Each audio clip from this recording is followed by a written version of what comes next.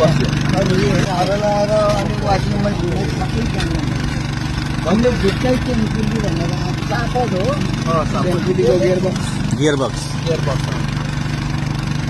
चाहिँ बिग्रियो प्रब्लम आयो चेन त्यो भयो पुली त्यो भयो यो बक्स अब गियरबक्स ट्याप गियर हाल्दै आबी गियरको हुँदो रहेछ ब्याट हानेमै भाँच्दो रहेछ नि त्यो दाँती भाँचिँदो रहेछ नि त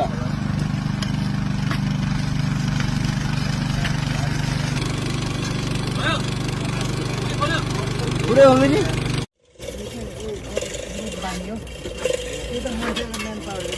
यो कल्टानी हो अब यो कल्टानी त मान्छे नि ए पत्रकार त होइन नि पऱ्यो नि भिडियोमा चाहिँ गर्नु पाइन्छ हो चेनपुलीबाट नआइसकेपछि यहाँ फित्ताले नै तान्नुपर्ने बाध्यता आएको छ ६६ वर्षको बुढाको पावर हेर्नुहोस् खै तपाईँले सपोर्ट गर्नु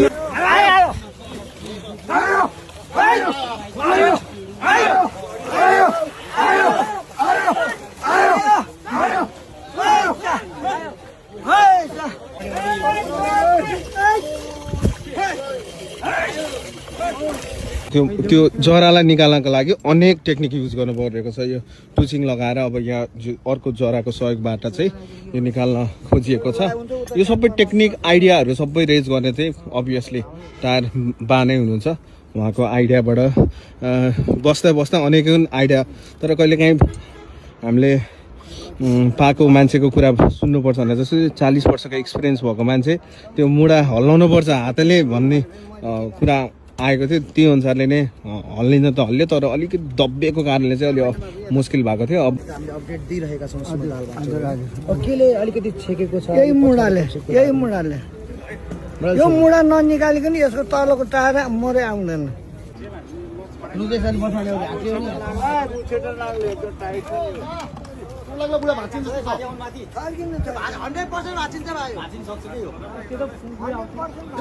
भाइ यो चेनफुलीले नै निकाल्दैछ है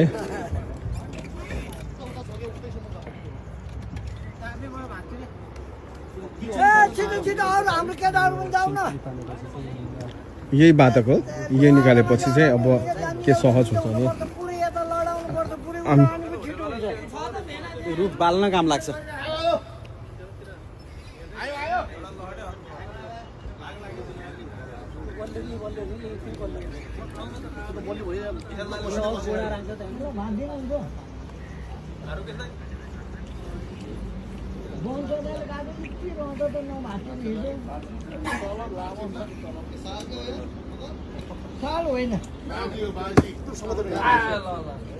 भाँच्यो यो टायरसँगको कनेक्सन छुटेको जस्तो लाग्यो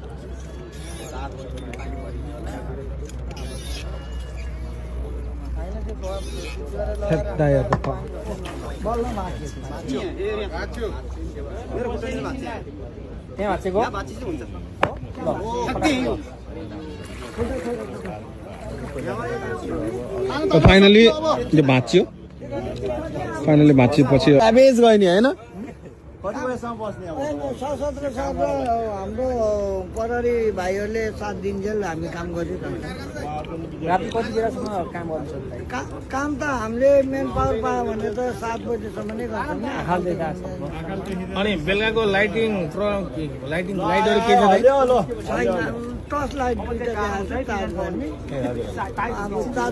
सहयोग गर्न चाहने व्यक्तिले चाहिँ अब आर्थिक पाटो मात्र नभएर यहाँ सामान चाहिँ के चाहिएको छ कि खासमा खानाको लागि पनि आयो अब पेट कि जेनेरेटरै किनेर ल्याइदिनु पर्ने हो कि कस्तो के भन्ने जेनेरेटर र पेट्रोल अभाव भएको भनेपछि जेनेरेटर र पेट्रोलले तपाईँहरूको काममा बाधा गरिरहेको छ होइन सम्पूर्णमा नमस्कार यो 15 दिन सिमलतालमा त्रिशुलीको बगरमा यो गणपति डिलक्सको उत्खनन कार्य भइरहेको छ। आज 15 दिन भइसकेको छ, 2 हप्ता पनि नागिसकेको छ, जलमय बनाइरहेको छ र विशेष गरेर आज एपिएफको टोलीहरू हुनुहुन्न, मात्र पुलिसको टोलीहरूले मात्रै खटिरहनु भएको छ। मेरो अगाडि हुनुहुन्छ मिस्टर टायर कान्छा बा। अहिलेको पछिल्लो समय यो कार्यलाई उहाँले लिड गरिरहनु भएको छ बस उत्खननमा र धेरै बाधाहरू आएको पनि कुरा अफ द क्यामेरा पनि कुरा गर्नुभएको थियो र त्यही बाधा के रहेछ, बाधा अब उहाँले पक्कै पनि खोल्नुहुनेछ। आज यो 15 दिनमा अलिकति काम ढिलासुस्ती भएको देखिरहेको छु। भन्नुहोस् के चाहिँ अभाव भइरहेको छ? यहाँ जेनेरेटर छ तर यहाँ चलिरहेको छैन, पेट्रोल छैन भन्दै हुनुहुन्थ्यो र खास त के को अभाव भइरहेको छ? बिहान हामीले अझ साहबलाई आउने बित्तिकै भने तपाईँले पेट्रोल ल्याउनु भयो कि भएन भनेर सोध्यौँ। अनि उहाँले भनेको हामीले कुरा त गरेछौँ, पेट्रोल किन्न आइपुग्यो भनेर मैले अघि सोद्धाखेरि अब इन्सपेक्टर साहब नभ्याएको कारणले होला आज पेट्रोल नपठाउनु भएको होइन। अब यसरी काम रोक्दै गर्नु पर्यो भने हामीले झन् लङ समयमा जान्छ। अनि एउटा मोटरले पानी तानेर पनि यो पानी पुरै सुकाउन सकिरहेको छैन अहिले। अब यसमा तपाईँलाई चाहिँ के को आवश्यक परिरहेको छ? यो त साँच्चै नै भुरा खेलाइ भइरहेछ के? यो 15-16 दिनमा जति गाडी निक्लिएको छ त्यो भएको अनुसारले अस्ति निक्लेको हो नि त, त्यो अनुसारले त आज यतापट्टिको त धेरै कामहरू हुनुपर्ने हो। अब काम हुन्थ्यो, अब यो पेट्रोल हुँदैन। हिजो त्यो मुढाले अल्झाए, मुढा झिक्न पर्यो होइन। अब पेट्रोलकै नै अभाव देखाउनु। अनि यो पेट्रोल के तपाईँले आफै स्वयं खर्च गर्नुपर्ने हो कि राज्यले दिन्छु भनेर भन्नु भएको थियो? राज्यले दिइरहेको थियो मलाई, तपाईँहरूले पेट्रोल हाल्न पर्छ, मेन पावर थप्न पर्छ, यो कुरा मसँग राज्यबाट पनि भएको छैन। भनेपछि यो अब निर्भर राज्यमै मात्रै हो पेट्रोलको लागि कि कस्तो के हो? अब हाम्रो आफूसँग बजेट भएको बजेटले त हामीले ल्याएर हालेको छु। अहिले पनि मैले स्कुटीमा अब यहाँ असै साहबहरू हुनुहुन्छ, मैले खुद पैसा दिएर पेट्रोल लिन खोज्नु पठाएको छु होइन। अब खोज्दै जाँदाखेरि हामीहरूलाई के हुन्छ, एउटा मेन पावर कम हुँदा पनि हामीलाई अलिक धक्कै नै पर्छ, पनि भएको छैन। भनेपछि यो अब निर्भर राज्यमै मात्रै हो पेट्रोलको लागि कि कस्तो के हो? अब हाम्रो आफूसँग बजेट भएको बजेटले त हामीले ल्याएर हालेको छु। अहिले पनि मैले स्कुटीमा अब यहाँ असै साहबहरू हुनुहुन्छ, मैले खुद पैसा दिएर पेट्रोल लिन खोज्नु पठाएको छु होइन। अब खोज्दै जाँदाखेरि हामीहरूलाई के हुन्छ, एउटा मेन पावर कम हुँदा पनि हामीलाई अलिक धक्कै नै पर्छ। आज मानिसहरू आज म्यान पावर पनि कम हुनु र पेट्रोलको अभाव। अब यो पेट्रोलको अभावलाई राज्य मात्रै डिपेन्ड नभएर अब तपाईँले यदि सहयोग अरूले कसैले पेट्रोलको लागि सहयोग गर्न चाहनुहुनेहरूलाई चाहिँ के भन्नुहुन्छ? धन्यवाद के उहाँहरूलाई यसो अपिल गर्नु न, सहयोग गर्न चाहनुहुन्छ भने? हजुर, अब पेट्रोलको लागि अब मेन पावरको लागि त हामी आफै गर्छौँ होइन। पेट्रोलको लागि यसो सहयोग गरिदिनु। तपाईँलाई चाहिने चाहिँ के हो? अब अहिले धेरै खानको लागि आइरहेको छ, तपाईँहरूलाई त्यो खाद्य पदार्थहरू ल्याइदिइरहनु भएको छ। तपाईँलाई यो फिल्डमा चाहिँ खास के को जरुरत छ? अब पेट्रोल र मेन पावरको जरुरी छ। मान्छे पनि अभाव, बेलामा एपिएफ आउनु भएन भने अभाव। अब तपाईँहरूले भनेपछि श्रमदान पनि गर्न सक्नुहुन्छ होइन? आएर यहाँ श्रमदान गर्नुभयो भने धेरै हुन्छ नि होइन? उहाँलाई पनि धन्यवाद छ।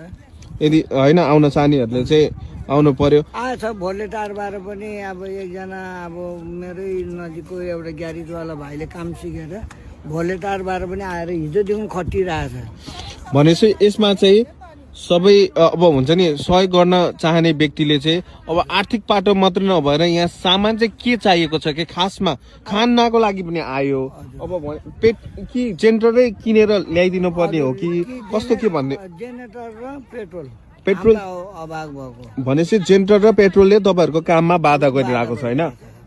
आफ्नो पकेटबाट हाल्दा पनि गाह्रो पर्यो र राज्यमा निर्भर पर्दा कहिलेकाहीँ राज्यले पनि निरन्तर रूपमा दिन सक्नु भएको छैन। अनि काममा ढिला सुस्ती यो तरिकाले गर्दै हो भने त 1 महिना अझै लम्किने देखियो। अब पेट्रोल लिन गएछ, पेट्रोल यहाँ नजिक छैन कि मुगलिन पुग्नु पर्यो, मुगलिन जाँदाखेरि कहिले पाउँछ कहिले पाउँदैन।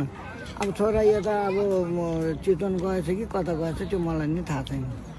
भनेपछि अब पेट्रोलको लागि चाहिँ अब यो सहयोग गर्न चाहनेहरूले चाहिँ पेट्रोल र यो एउटा नयाँ किनेर ल्याइदिनु भयो भने चाहिँ धेरै कुराहरू धर्म हुन्छ। अलि ल सबैलाई फेरि पनि रिक्वेस्ट छ कि अब तपाईँहरूले फाइनेन्सियली त हेल्प गरिरहनु भएको छ। अब पेट्रोल किन्न र यो विशेष गरेर डिजलको लागि सहयोगको अपिल, यो पेट्रोल र यो जेनेरेटरको कम्प्रेसरको चाहिँ अभाव रहेकोले उहाँले चाहिँ यो नै सहयोगको अपेक्षा गरिरहनु भएको छ।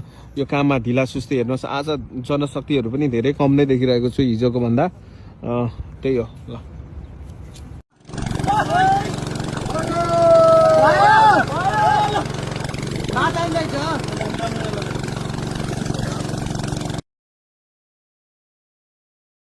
आज यो जेनेरेटरमा पनि आज पेट्रोल सकिएको छ। पेट्रोल सकिएपछि यो पानी चाहिँ बाँकी पानी तान्न सकिएन। बाजे सर, र यो जेनेरेटर चाहिँ अब के हो भन्नु त? अहिलेको पछिल्लो ताजा अवस्था? अब ताजा अवस्था मैले हिजोदेखि कुरा राखेको छु। अब हाम्रो पत्रकार भाइहरूले कतैबाट उपलब्ध गरिदिन्छ कि भनेर आश लाएर कुरा गरेको थिएँ होइन। अब काहीँ